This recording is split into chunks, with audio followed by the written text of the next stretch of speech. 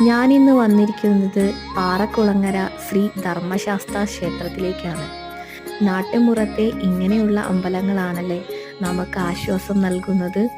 അതുപോലെ തന്നെ ഭക്തർക്ക് സുരക്ഷ നൽകുന്നതിൽ ശാസ്താവിനെ പോലെ ശക്തനായ മറ്റൊരു ദൈവമില്ല എന്നതാണ് വിശ്വാസം.